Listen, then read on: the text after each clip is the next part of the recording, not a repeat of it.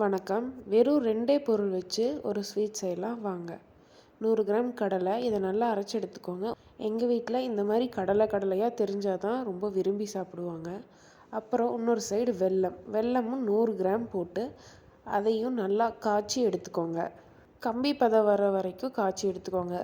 அதாவது கம்பி பதம் வர்றது அப்படின்னா என்ன அப்படின்னு நிறையா பேர் கேட்டீங்க.